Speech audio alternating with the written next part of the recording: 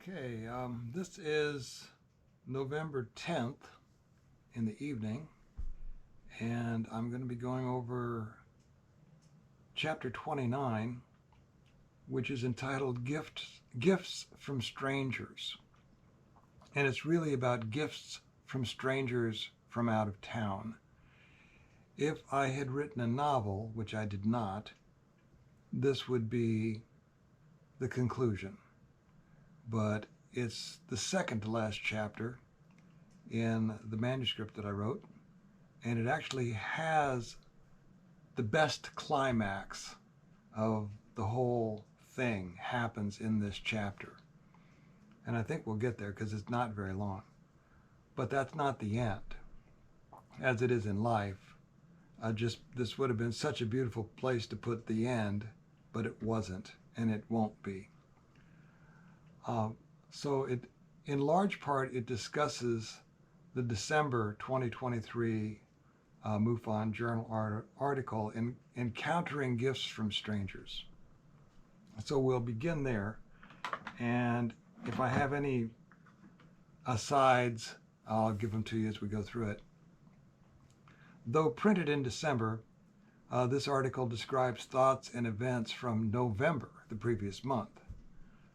In the article, I said the following: Encounters with high strangeness have led us to ask ourselves about our own place in the universe. Did we think of this ourselves, or have we been skillfully guided, masterfully educated to reach this new mental plateau? The writings of an obscure mystical Eastern faith, at least those verses translated into English so far, offer insight into this conjunction created by gifts from strangers, as the basic question of ufology changes from who are they to who are we. And of course, the obscure mystical Eastern faith I'm talking about is the writings of the Baha'i Faith, which is emerging from obscurity as we speak. Let's take a second look at encounters of various types from a novel angle. Education. Merriam-Webster defines talisman as a charm to avert evil and bring good fortune, or something producing apparently magical or miraculous effects. A relevant connection appears through an obscure quote. This quote: "Man is the supreme talisman. Lack of proper education hath, however, deprived him of that which he doth inherently possess. Regard man as a mine rich in gems of inestimable value. Education can alone cause it to reveal its treasures and enable mankind to benefit therefrom." That's from the Baha'i writings. To say a lack of proper education has deprived us of a few things hints that, as a species, we humans may be a mere shadow of our former selves. This is just my surmise. But if you turn the words inside out, shall we say, then our future selves, by way of the remedy of a proper education, might not be deprived of what we inherently possess. That sounds a bit more hopeful, does it not? Also, please consider that my earlier research into these writings, published here in the Mufon Journal and this book, indicates that humans are just one subset of an overarching mankind. That's from my research of the Baha'i writings as well. When the research refers to man, it unequivocally states that we are not alone. But this is going on with the article, but this is an article about gifts, right? We have noted that the descriptions of UFOs have changed over time as our own science and understanding has progressed. Each such encounter with the unknown, each new iteration of aerial vehicle, from flying wooden boat to flying seamless metallic cube inside a translucent sphere, can be viewed as an educational gift. However, in our role as immature students who have been deprived of a proper education, the appreciation of educational gifts, like next semester's class syllabus, for example, is an acquired taste, especially when we just want Halloween candy. But then, in our role as parents, we often buy educational gifts for our children in order to help expand their understanding of the world, something most people would agree is important. That educational gifts are not always appreciated by the birthday boy or girl is a conundrum of our species. My research found this: the only real difference that exists between people is that they are at various stages of development. Some are imperfect. These must be brought to perfection. Some are asleep. They must be awakened. That's from the Baha'i writings. This awakening sounds more than a little like disclosure, does it not? So what is disclosure from E.T.'s point of view? Perhaps it is giving us next semester's class syllabus, even though we just wanted to see shooting stars. Learning new stuff requires us to reevaluate the old stuff, i.e. what we thought we knew. Case in point, Avi Loeb's recovery of an intergalactic meteor from the ocean floor in the form of tiny metallic spheres, now that is a gift from a stranger, has provided data which encourages its comparison to all our old meteor specimens in museums and elsewhere. That being to see if any of them might also come from outside the galaxy, because until now we had no way of knowing. Closer to home, for me, my chance encounter with a news article from Israel dating hand-fashioned limestone spheres at an archaeological site near the Sea of Galilee at 1.4 million years old caused me to question the age of a similar hand-fashioned limestone sphere found in 2017 in a cornfield a couple of miles from my home here in western Illinois, USA. At archaeological digs in Israel, they have found roughly 150 of these spheres in various stages of completion. I wondered if some ancient mom and pop operation was manufacturing globes for navigating the Earth, or possibly the moon. Making them from limestone flies in the face of planned obsolescence, a newer concept to be sure. And you might think they would be unnecessarily heavy. But, like the old saying goes, what's gravity to a Baalbek priest? Or if you theorize that time is not real, perhaps it could be a new saying I just made up. In any event, educational gifts should make us question what we think we know.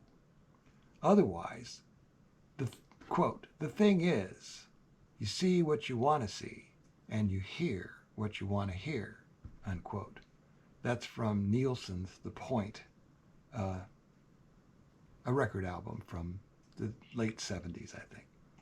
Also, we most certainly won't find the other 149 limestone spheres in nearby Adams County, gifts hidden under that cornfield, if nobody ever looks. Like more than one sports person or young hunter using their dad's shotgun shells has said, you miss 100% of the shots you don't take. Other gifts from a stranger would include all the universal constants that science has ever discovered. And I was thinking about this earlier this evening, and I thought, science discovered them long before we had what we call modern science. The ancients knew about almost all of these things. We didn't make them, did we?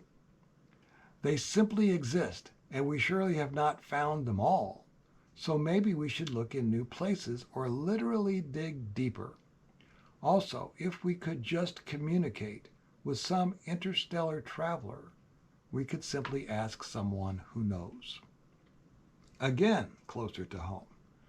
I have been presented with a menagerie of items strewn meaningfully along the hiking trail that I mow through the middle of my farm. I have been presented with multiple twin tree breaks and splits, strings of old keys, turtle shells, rocks set in a row, small animal hides turned inside out. 3 so far on my farm alone. It's a pattern. Others have been reported in other areas, which I have noted in other episodes on this channel. But still attached to the skeleton of the animal at the nose and licked clean of everything edible down to the red-colored bones. Like people with owl encounters who also do Reiki, there are too many gifts on a 1-mile-long trail to be random. It makes one ponder. As do recent close encounters with friendly owls, a 5-minute display of nearly stationary, erratically intermittent strobe lights of varying intensity that finally flew south at epic speed, meaning the final strobe light flash appeared as a streak.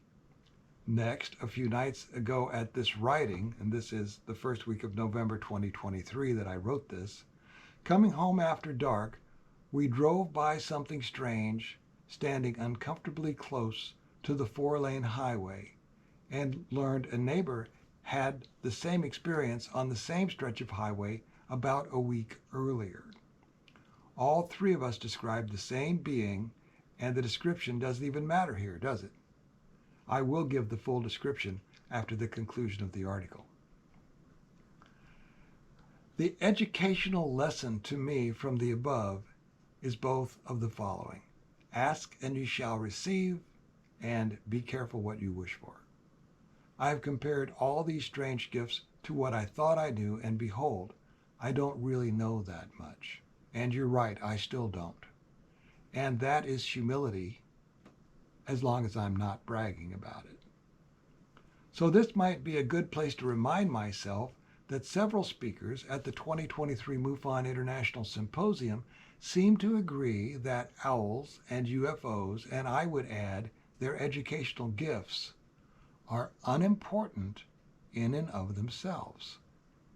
They are merely symbols on a door that we need to open. The gifts may help us answer the question, who are they? And humans will surely study them in that regard. But we need to also investigate how they relate to the question, who are we? Then my research found this, quote, man's greatness lieth in humility, and his abiding glory is found in lowliness, self-effacement, and servitude to the servants of the Lord. This verily is the greatest attainment in this resplendent day. End of quote. I concluded the article with this. Okay, maybe I'm bragging just a little. In any event, that quote is a relevant existential oxymoron if ever there was one. One that our favorite strangers may be trying to teach us through the educational gifts they generously amaze us with from time to time, so that we may truly become supreme talismans, just like them. That's the end of the article from Mufon Journal, December 2023, just under a year ago. Going on to the end of this chapter, on November 3rd, 2023, just over a year ago, we left the Dream Big Quincy High fundraiser at Ambiance in Quincy, Illinois, honoring my friend James Stewart. When he finished speaking, and we're driving south on I-72, known locally as the Quincy Bypass, just after 9 p.m., halfway between the Broadway exit and the Route 96 exit, and we drove past something standing beside the road on the pavement uncomfortably close to the right lane, which we were in. If my passenger side tires had been on the rumble strip, I would have hit it. At 65 miles per hour or so, it only showed in our headlights that were on dim for a second or two. 1,001, 1,000, we were past it. It didn't reflect light. My wife Barbara thought it was the color of a deer's belly. We agreed it was upright. I didn't really notice a color, but mostly light and shadow. I would agree that it was not black or dark, but very light, like driving past a tall ghost. Wanagi Haske, if you will. It was tall. It was about the size of the front door on a house with a bump in the middle where the head would be, but no neck. It reminded me of the evergreen hemlock tree in our yard, a shaggy look. For some weeks, I had been telling the Sabe that I thought I was ready to see them. It was not huge, more like 7 feet maybe, but much larger than me in height and width, and much taller than our Chrysler Town and Country, which is, when you stand beside it, it's over 5 feet. We passed it. We drove on for a moment in silence. Then I asked Barbara, did we just drive past something? And she said, yes. I said, that wasn't a deer, was it? And she said, no. And I said, I think we just saw a Sasquatch. This would be such a great place to put the end. And that's the end of that chapter on page 130. The next one is a chapter that I called Afterward. And after I wrote that, more things happened. So I will try to figure out, I haven't got them all written down yet, so as to present them in a way that honors the time you take to listen to me read this stuff. So I wanted to thank you all for being here, and I will get on with the rest of this as probably in about the same time, probably in about a week. So I hope I see you then. Thanks for being here. Bye-bye.